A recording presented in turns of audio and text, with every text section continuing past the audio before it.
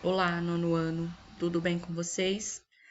Nesta semana, estamos dando início ao terceiro bimestre, né? Então, aqui, com esse assunto, com essa atividade 7, nós iniciaremos os assuntos do terceiro bimestre. E vamos, né, começar o terceiro bimestre aprendendo artigo de opinião, tá? Artigo de opinião é um gênero textual, né? É um tipo de texto, tá? Que tem características específicas, né?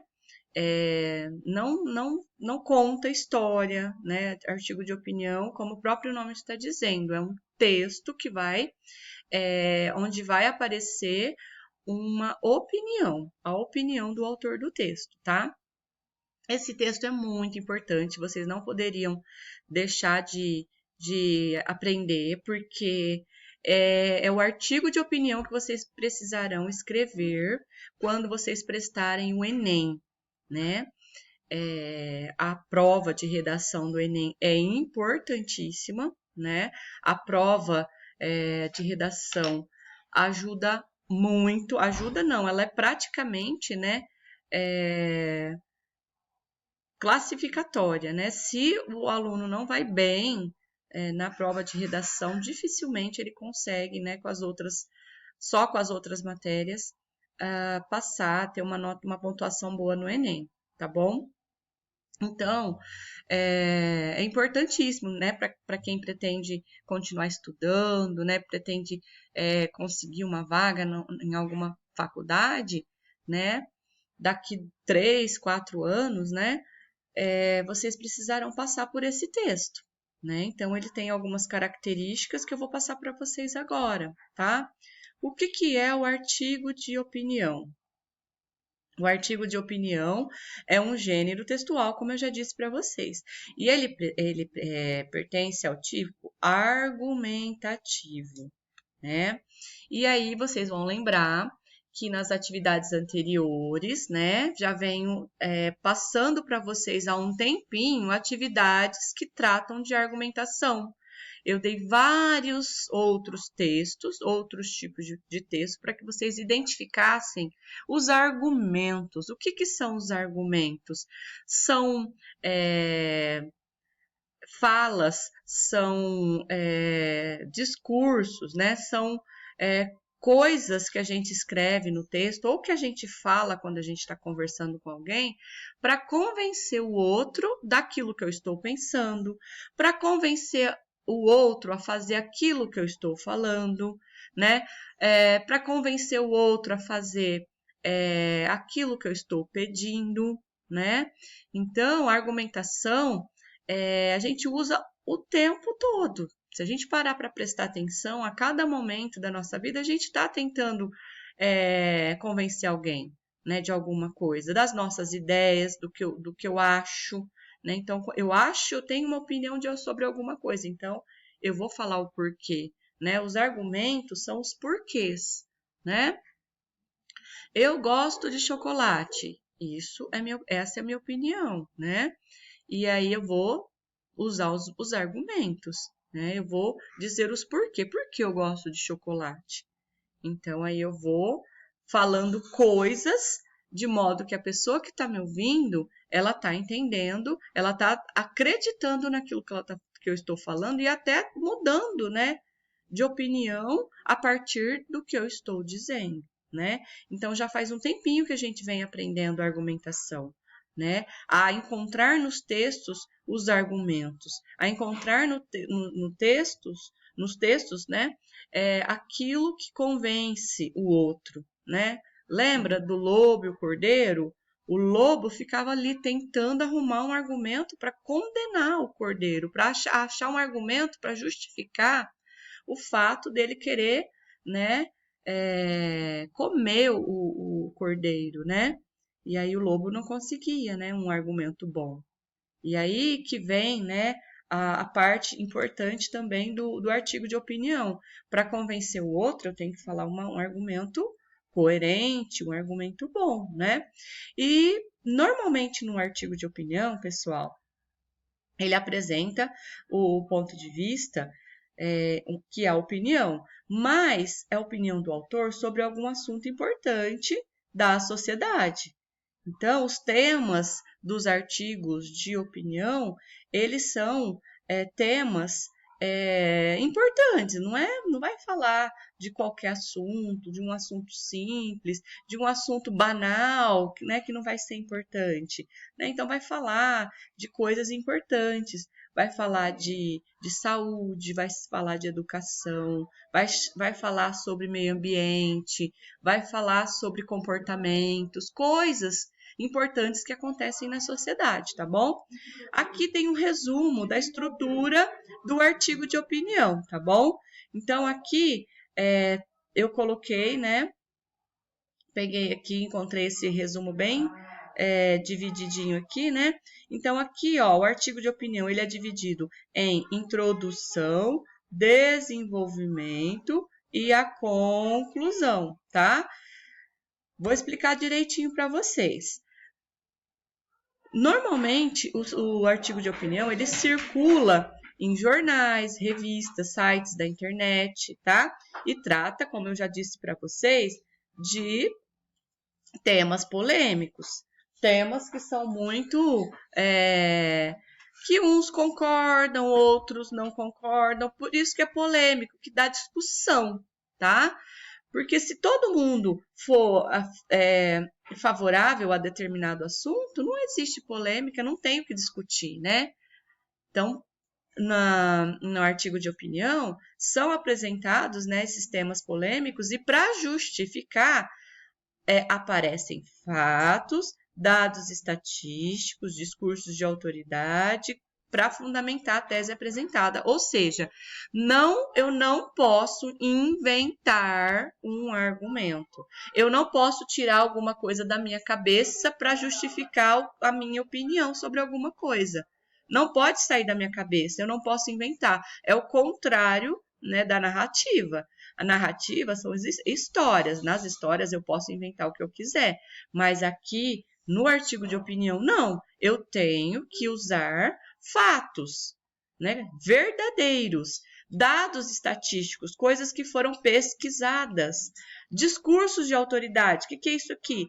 Pessoas, falas de pessoas que entendem do assunto, né? Então, se eu vou falar do preço do pão, eu não vou poder colocar lá no meu artigo de opinião, colocar um médico para falar, né? Porque tudo bem, ele pode até ter algum conhecimento, mas melhor que ele, né, vai ser um economista, o padeiro, né?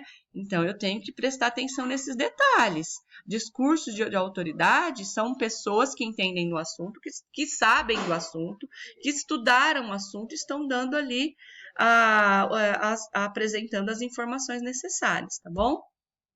Então, ele é dividido na primeira parte, que é a tese, a opinião do autor sobre o tema. Ela aparece no primeiro parágrafo. Então, a tese, pessoal, é a opinião do autor, tá? Qual que é a tese do texto? O que o autor acha daquele assunto, tá bom? Depois vem o desenvolvimento, são os argumentos, são os porquês. Então, o autor vai dizer a opinião dele, aí ele vai justificar, ele vai usar os argumentos para influenciar, convencer os leitores da opinião dele. São os porquês, ou seja, por quê? Né? O meio ambiente é importante. Por quê? Ele tem que dizer por quê, tá bom? E depois, para encerrar o texto, é a conclusão, tá? A conclusão é a finalização do artigo, tá? E geralmente apresenta as ideias para solucionar os problemas sobre o texto proposto. Então, o Enem, ele pede isso, que no final do texto, porque existem vários tipos de conclusão, mas o Enem, né, e eu vou trabalhar baseado no Enem, porque é lá que vocês vão usar bastante o artigo de opinião. O Enem, agora no ensino médio, vocês indo para o ensino médio, né, primeiro, segundo, terceiro ano do ensino médio, vocês vão trabalhar muito o artigo de opinião, tá? Então, a conclusão de acordo com o Enem, que o Enem pede, ele pede para retomar, né, a tese. Então, aqui, na conclusão, o autor, ele dá uma repetida aqui na tese, né, com outras palavras, e ele apresenta sugestões de solução do problema que foi apresentado, tá bom? Bom, eu coloquei aqui para vocês um exemplo, tá? Então, o primeiro parágrafo, ó, o título, geração do celular. Primeiro parágrafo, olha só.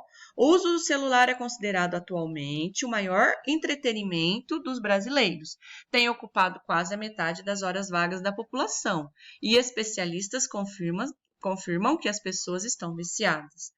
Os usuários não usam o celular ou a internet apenas para olhar uma mensagem ou outra, e sim ficam vidrados o dia inteiro, seja na rua, na praça, com os amigos e até mesmo no trabalho. As pessoas precisam aprender a ter mais contato com o mundo real. Então, aqui, ó, tem a tese, mas a tese é o parágrafo inteiro? Não. Onde é que aparece a opinião do autor? Aqui, ó, o que ele acha? O autor acha que o celular é considerado atualmente o maior entretenimento dos brasileiros. Aí eu vou resumir. Mas, né? Deixa eu ver. Mas especialistas confirmam que as pessoas estão viciadas. Se quiser colocar toda essa parte aqui, dá para colocar, ó. Tudo isso aqui é a tese, ó. É a opinião. O que o autor acha? Ele acha que é o maior entretenimento dos brasileiros, ocupa, né, muito as horas vagas da população, e especialistas confirmam que as pessoas estão viciadas. Essa aqui é a tese, né? O que o autor acha do celular. Por quê? Aí vem as explicações. Por que ele acha isso? Porque ele está explicando aqui, ó.